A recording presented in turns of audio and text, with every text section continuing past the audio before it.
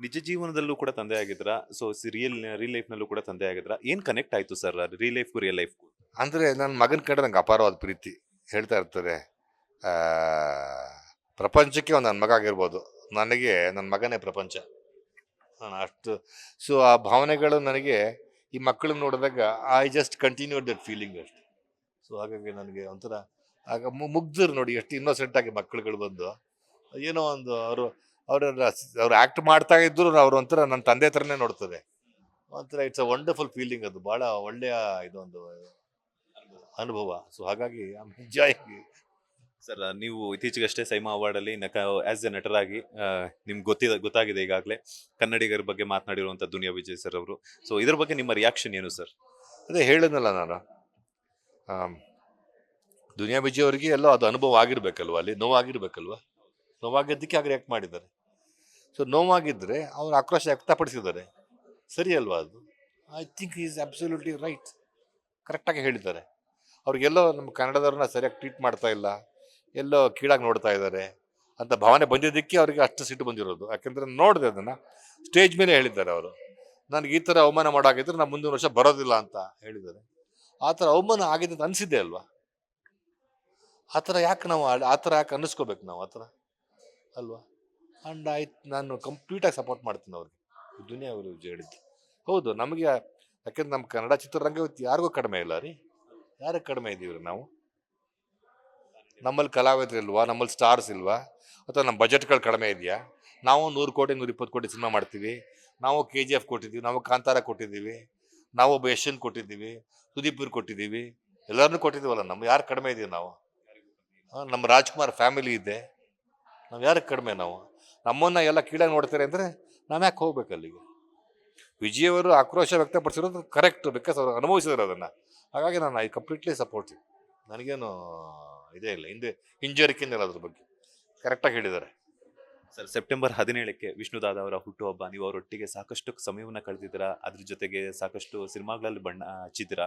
So ಅದ್ರ ಜೊತೆಗೆ ಅವರ ಸ್ಮಾರಕದ ನಿರ್ಮಾಣ ಬಗ್ಗೆನೂ ಕೂಡ ಒಂದಷ್ಟು ಗೊಂದಲಗಳಿರುವಂಥದ್ದು. ನೀವು ಏನು ಹೇಳ್ತೀರಾ ಸರ್? ಸ್ಮಾರಕದ ಬಗ್ಗೆ ನಮ್ಗೆ ಆಗಬೇಕು ಅಂತ ಇದೆ ಖಂಡಿತವಾಗ್ಲು.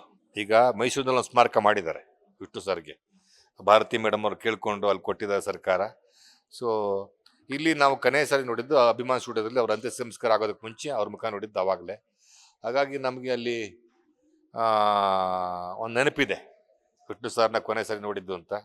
ಅಲ್ಲಿ ಸ್ಮಾರಕ ಕಟ್ಟಬೇಕು ಅಂತ ಆಸೆ ಇದೆ, ಆದರೆ ಅಲ್ಲಿ ಕಾನೂನು ಸಮಸ್ಯೆಗಳಿವೆ. ಅವ್ರಿಗೆ ಯಾರಿಗೋ ಸೇರಿದಂಥ ಜಾಗ ಆಗುತ್ತೆ, ಅದಕ್ಕೆಲ್ಲ ಡಿಸಿಷನ್ ತಗೋಬೇಕಾ ಸರ್ಕಾರ. ಅದಕ್ಕೆ ನ್ಯಾಯಾಲಯಕ್ಕೆ ಅಪೀಲ್ಗೆ ಹೋದ್ರೆ ಅವ್ರೇನು ಹೇಳ್ತಾರೆ ಗೊತ್ತಿಲ್ಲ, ಲೀಗಲ್ ಪ್ರೊಸೀಡಿಂಗ್ಸ್ ಆಗಬೇಕು, ಪ್ರಾಬ್ಲಮ್ಸ್ ಇದೆ. ಅದಕ್ಕೆ ನಾವು ಹೆಣ್ಣು ಹೇಳೋಕ್ಕಾಗಲ್ಲ. ಏನೋ ಸುದೀಪ್ ಅವರು ಈಗ ಅದೇನೋ ಅವ್ರ ಜಾಗ ಮಾಡ್ತೀನಿ ಅಂತ ಹೇಳಿದ್ದಾರೆ, ಅದು ಮಾಡ್ತಾರೆ ಅಂತ ಹೇಳ್ತೀನಿ ನನ್ಗೆ ಕಾಣುತ್ತೆ. ಮಾಡಿದ್ರೆ ತುಂಬ ಸಂತೋಷ ನಮಗೆ. ಕರ್ನಾಟಕ ರತ್ನ ಅವಾರ್ಡ್ ಬಗ್ಗೆನೂ ಕೂಡ ಒಂದಷ್ಟು ಮಾತುಕತೆ ಬರ್ತಾ ಇದೆ. ಸೊ ನೀವೇನು ಹೇಳ್ತೀರಾ? ಖಂಡಿತ ಕೊಡಬೇಕು, ಇದನ್ನ ಸರ್ಕಾರನೇ ಕೊಡಬೇಕಾಗಿತ್ತು ಮುಂಚೆನೇ.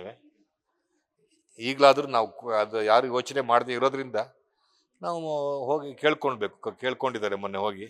ಸೊ ಕರ್ನಾಟಕ ರತ್ನ ಕೊಡಬೇಕಲ್ವ ಅವ್ರಿಗೆ, ಅಂತ ಮೇರು ನಟರಿಗೆ ಸರ್ಕಾರನೇ ಅದ ಗೌರವನ ಕೊಡಬೇಕು. ಹಾಗಾಗಿ ಅದು ಯೋಚನೆ ಮಾಡದೇ ಇದ್ದಿದ್ದರಿಂದ ಹೋಗಿ ಕೇಳ್ಕೊಂಡಿದ್ದಾರೆ, ಅದನ್ನು ಕೊಡಬೇಕು. ಅನಂತ್ನಾಗ್ ಸರ್ ಅವರಿಗೆ ಪದ್ಮಭೂಷಣ ಕೊಟ್ಟರು ಮೊನ್ನೆ, ಮೋಸ್ಟ್ ಡಿಸರ್ವಿಂಗ್, ಅದ್ರ ಬಗ್ಗೆ ಅನುಮಾನನೇ ಇಲ್ಲ. ಎಲ್ಲ ಕೇಳ್ಕೊಂಡಿದ್ವಿ. ಹಾಗೆ ವಿಷ್ಣು ಸರ್ಗೂ ಅದನ್ನು ಸರ್ಕಾರ ಕೇಳಿ ಅವ್ರಿಗೂ ಕೊಡಿಸ್ಬೇಕು, ಪೋಸ್ತುಮ ಸರ್ಕಾರ ಕೊಡಿಸ್ಬೇಕು ಅಂತ ಕೇಳ್ಕೊಳ್ತೀವಿ. ಯಾಕಂದ್ರೆ ಅದು ಅವ್ರಿಗೆ ಸಲ್ಲೋ ಗೌರವ, ಅದು ಕೊಡಿಸ್ಬೇಕು ಅವ್ರಿಗೆ. ಸರ್ ದಸರಾ ಹಬ್ಬನೂ ಕೂಡ ಬರ್ತಾ ಇದೆ, ಅದ್ರ ಬಗ್ಗೆನೂ ಕೂಡ ಒಂದಷ್ಟು ಗೊಂದಲಗಳು ಬರ್ತಾ ಇದೆ. ಸೊ ನೀವು ಆಸ್ ಎ ಮೈಸೂರಿಯನ್ನಾಗಿ ಆ ದಸರಾದ ಅನುಭವಗಳನ್ನು ಶೇರ್ ಮಾಡೋದಾದ್ರೆ, ಅದರ ಬಗ್ಗೆ ಒಂದಷ್ಟು ಮಾತುಕತೆಯನ್ನು ಆಡೋದಾದ್ರೆ? ಏನು ಹೇಳಿ ಅದಕ್ಕೆ? ಬಾಲು ಮುಸ್ತಾಕ್ ಬಗ್ಗೆ ತುಂಬ ಅದ್ಭುತವಾದ ರೈಟರ್ ಅವರು, ಬುಕ್ಕರ್ ಪ್ರೈಸ್ ತಗೊಂಡಿದ್ದಾರೆ, ನಾವು ಅದನ್ನು ಪ್ರಶ್ನೆ ಮಾಡೋಂಗೇ ಇಲ್ಲ. ಬಟ್ ಎಲ್ಲ ಅವರಿಗೆ ಇದು ಒಂದು ನಾಡ ಹಬ್ಬ ಇರ್ಬೋದು, ಆದರೆ ಅಲ್ಲೊಂದು ಸಂಪ್ರದಾಯ ಇದೆ. ಚಾಮುಂಡಿ ಬೆಟ್ಟಕ್ಕೆ ಹೋಗ್ಬೇಕು, ನಾವು ಮೈಸೂರಿನಲ್ಲೇ ಇದ್ದವರು, ಚಾಮುಂಡಿ ಬೆಟ್ಟಕ್ಕೆ ಹೋಗ್ಬೇಕು, ಅಲ್ಲಿ ಚಾಮುಂಡಿ ಪೂಜೆ ನಡೀತದೆ. ಮತ್ತು ಆ ಸಂಪ್ರದಾಯನ, ಅವ್ರ ಸಂಪ್ರದಾಯದ ಬಗ್ಗೆ ನಿಮಗೆ ನಂಬಿಕೆ ಇಲ್ಲ ಅಂತ ಅಂದಾಗ, ನಂಬಿಕೆ ಇಲ್ಲ ಅಂದಾಗ ಅಲ್ಲಿಗೆ ಹೋಗಬಾರ್ದು ಅಷ್ಟೇ, ನಾನು ಕೇಳ್ಕೊಳ್ಳೋದು. ನಂಬಿಕೆ ಇಲ್ಲ ಅಂದ್ರೆ ಬೇಡ, ಹೋಗಬೇಡಿ. ನೀವೇ ಹೇಳಿ, ಬರಲ್ಲ ನಾನು, ನಂಗೆ ಈ ವಿಚಾರದಲ್ಲಿ ನಂಬಿಕೆ ಇಲ್ಲ ಅಂತ ಅವರೇ ಸುಮ್ಮನಾಗ್ಬಿಡ್ಬೇಕು ಅಷ್ಟೆ, ಅಲ್ವಾ? ಅದ್ರ ಬಗ್ಗೆ ಏನು ಹೇಳಕ್ಕೆ ಏನಿದೆ? ಯಾಕೆಂದರೆ ಅದು ಎಷ್ಟೋ ನೂರಾರು ವರ್ಷಗಳಿಂದ ನಡ್ಕೊಂಡ್ಬಂದಿರುವಂಥ ಸಂಪ್ರದಾಯ ಅದು. ಸೊ ಹಾಗಾಗಿ ನನಗೆ ನಂಬಿಕೆ ಇಲ್ಲ, ಆದರೂ ನನಗೆ ನಂಬಿಕೆ ಇಲ್ಲ, ಆದರೂ ದೇವಸ್ಥಾನಕ್ಕೆ ಹೋಗ್ತೀನಿ ಅಂದ್ರೆ ಹೆಂಗಿರಿ? ಹೋಗ್ಬೇಡಿ ನೀವು ಅಲ್ವಾ. ನಂಬಿಕೆ ಇಲ್ಲದೆ ಇದ್ರೆ ಬಲವಂತಾಗಿ ನಿಮ್ಗೆ ಯಾರು ಎಳ್ಕೊಂಡು ಹೋಗಿ ದೇವಸ್ಥಾನದಲ್ಲಿ ಕೂತ್ಕೊಳ್ಳಿತ್ತು ಯಾರು ಹೇಳಲ್ವಲ್ಲ. ಸೊ ಹಾಗಾಗಿ ನಮಗೆ ನಂಬಿಕೆ ಇಲ್ಲ ಅದ್ರ ಬಗ್ಗೆ, ಅಥವಾ ಭುವನೇಶ್ವರಿ ಬಗ್ಗೆ ನಂಬಿಕೆ ಇಲ್ಲ ನಮಗೆ. ಯಾಕಂದ್ರೆ ಭುವನೇಶ್ವರಿ ಅನ್ನೋದು ಇವು ನಿನ್ನೆ ಮೊನ್ನೆದಲ್ಲ, ಕದಂಬರ್ ಕಾಲದಲ್ಲಿ ಶುರುವಾಗಿದ್ದು, 4ನೇ ಶತಮಾನದಲ್ಲಿ ವಿಜಯನಗರದ ಕಾಲದಲ್ಲಿ ದೇವಸ್ಥಾನ ಕಟ್ಟಿದ್ದು ಭುವನೇಶ್ವರಿ ದೇವಸ್ಥಾನ. ಸೊ ಹಾಗಾಗಿ ನಮ್ದ ಒಂದು ಒಂದು ಇತಿಹಾಸ ಇದೆ, ಒಂದು ಪರಂಪರೆ ಇದೆ. ನಿಮಗೆ ನಿಮ್ಮ ನಿಮ್ಮ ನಿಮ್ಮ ಅನಿಸಿಕೆ ನಿಮ್ಮ ತಪ್ಪು ಅಂತ ಹೇಳೋದೇ ಇಲ್ಲ, ಅವ್ರ ಐಡಿಯಾಲಜಿ ಅದು ಕರೆಕ್ಟ್ ಅದು. ಬಟ್ ನಂಬಿಕೆ ಇಲ್ಲ ಅಂದಾಗ ಬೇಡ. ಸರ್, ಈ ಒಂದು ಕ್ವಶನ್ ನಾನು ಕೇಳಬಾರ್ದು ಗೊತ್ತಿಲ್ಲ, ನಿಮ್ಗೆ ಇಷ್ಟ ಇದ್ರೆ ಆನ್ಸರ್ ಮಾಡಿ. ನೀವು ಕೂಡ ದರ್ಶನ್ ಅವರೊಟ್ಟಿಗೆ ಸಾಕಷ್ಟು ಸಿನಿಮಾಗಳಲ್ಲಿ ಅಭಿನಯಿಸಿದ, ಪರ್ಸ್ನಲಿ ಕೂಡ ನಿಮ್ಗೆ ಗೊತ್ತಿರುತ್ತೆ. ಸೊ ಈಗ ಅವರು ಒಂದು ಸಮಸ್ಯೆಯಿಂದ ಬಳಲ್ತಾ ಇದ್ದಾರೆ. ಸೊ ಅವರ ಕುಟುಂಬಕ್ಕೆ ಯಾವ ರೀತಿ ಧೈರ್ಯ ತುಂಬ್ತೀರಾ? ಹಾಗೆಯೇ ಯಾಕಂದರೆ ಕನ್ನಡ ಚಿತ್ರರಂಗಕ್ಕೆ ಅಂಥ ಒಂದು ನಟನ ಒಂದು ಬೇಕಾಗಿರುವಂಥದ್ದಿದೆ, ಅಂಥ ಒಂದು ನಟನೆ ಆಗಿರ್ಬೋದು, ಅವ್ರ ಅವಶ್ಯಕತೆ ಬೇಕಾಗಿದೆ. ಸೊ ನೀವು ಏನು ಹೇಳ್ತೀರಾ? ಏನಿಲ್ಲ, ಎಲ್ಲ ಪ್ರೇ ಮಾಡ್ಕೊಳ್ತೀವಿ, ಆದಷ್ಟು ಬೇಗ ಎಲ್ಲವನ್ನು ದಾಟ್ಕೊಂಡು ಹೊರಗಡೆ ಬರಲಿ ಅಂತ ಕೇಳ್ಕೊಳ್ತೀವಿ ಅಷ್ಟೇ. ಬೇರೆ ಏನು ಕೇಳಕ್ಕೆ ಸಾಧ್ಯ ನಾವು? ಯಾಕೆಂದರೆ ಚಿತ್ರರಂಗ ನಿಜವಾಗಲೂ ಅವ್ರು ಇಲ್ಲದೆ ಇರೋದ್ರಿಂದ ತೊಂದರೆ ಅನುಭವಿಸ್ತಾ ಇದೆ ಅಂತ ನಾವು ದೊಡ್ಡ ಸೂಪರ್ ಸ್ಟಾರ್ ನಮಗೆ ಮಿಸ್ ಮಾಡ್ಕೊಳ್ತಾ ಇದ್ದೀವಿ.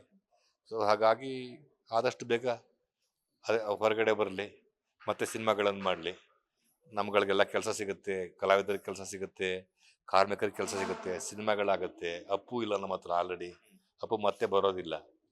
ಬಟ್ ದರ್ಶನ್ ಬರಬೇಕು, ಬಂದರೆ ಸಂತೋಷ. ಅದನ್ನು ಬಿಟ್ಟು ನಾವು ಇನ್ನೇನು ಕೇಳ್ಕೊಳಕ್ಕೆ ಸಾಧ್ಯ? ಫೈನಲಿ ನಿಮ್ಮ ಅಭಿಮಾನಿಗಳಿಗೆ ಏನು ಹೇಳ್ತೀರಾ ಸರ್? ಇಷ್ಟು ದಿನ ಬೆಳ್ಳಿತೆರೆ ಆಯಿತು, ಈಗ ಕಿರುತೆರೆ. ಸೊ ನಾನು ಏನು ಹೇಳಲಿ, ಒಂದು ಒಂದು ಒಂದು ಒಂದು ಅಭಿನಯ ಮಾಡಿದ್ದೀನಿ, ಬಂದು ದಯವಿಟ್ಟು ನೋಡಿ ಸಂತೋಷ ಪಡಿ. ಒಂದು ಒಂದು ಒಳ್ಳೆ ಮೌಲ್ಯಗಳನ್ನು ಹೇಳುವಂಥ ಒಂದು ಕತೆ ಇದು. ಸೊ ಒಂದು ಪಾಸಿಟಿವ್ ಪಾತ್ರ ನಿಮಗೆ ಇಷ್ಟ ಆಗುತ್ತೆ ಅಂತ ಅಂದ್ಕೊಂಡಿದ್ದೀನಿ. ಯಾಕಂದರೆ ಎಷ್ಟೋ ವರ್ಷಗಳಾದ್ಮೇಲೆ ನಾನು ಮತ್ತೆ ಟೆಲಿವಿಷನ್ಗೆ ಬಂದಿದ್ದೀನಿ, ಹಾಗಾಗಿ ನೋಡಿ ಅಂತ ಕೇಳ್ಕೊಳ್ತೀನಿ. Thank you so much sir. ನಿಮ್ಮ ಟೈಮಲ್ಲೂ ಕೂಡ, ಬ್ಯುಸಿಯ ಶೆಡ್ಯೂಲಲ್ಲೂ ಕೂಡ ಒಂದಷ್ಟು ಸಮಯವನ್ನು ಕೊಟ್ಟಿದ್ದಕ್ಕೆ ಒಳ್ಳೆಯದಾಗಲಿ. ಮತ್ತಷ್ಟು ಪಾತ್ರಗಳ ಮೂಲಕ ಬೆಳ್ಳಿತೆರೆ ಆಗಿರ್ಬೋದು, ಕಿರುತೆರೆ ಆಗಿರ್ಬೋದು, ಎಲ್ಲ ಪಾತ್ರಗಳಲ್ಲೂ ಕೂಡ ನೀವೇ ಇರಿ. All the best. Thank you so much. Thank you. ಇದಾಗಿತ್ತು ನಟ ಅವಿನಾಶ್ ಸರ್ ಅವರ ಮಾತು. ಕ್ಯಾಮ್ರಾ ಪರ್ಸನ್ ರವಿಚಂದ್ರ ಜೊತೆ Manjunath Srinivas, boss TV Kannada, Bengaluru. Latest ಹಾಗೂ ಇಂಟ್ರೆಸ್ಟಿಂಗ್ ಸುದ್ದಿಗಳಿಗಾಗಿ ಬಾಸ್ ಟಿವಿ ಕನ್ನಡ ಚಾನೆಲ್ನ ಸಬ್ಸ್ಕ್ರೈಬ್ ಮಾಡಿ, ಹಾಗೆಯೇ ಬೆಲ್ ಐಕಾನ್ ಪ್ರೆಸ್ ಮಾಡಿ. ಇದರ ಜೊತೆಗೆ ಫೇಸ್ಬುಕ್, ಇನ್ಸ್ಟಾಗ್ರಾಮ್, ಎಕ್ಸ್ನಲ್ಲೂ ಮಿಸ್ ಮಾಡದೆ ಫಾಲೋ ಮಾಡಿ.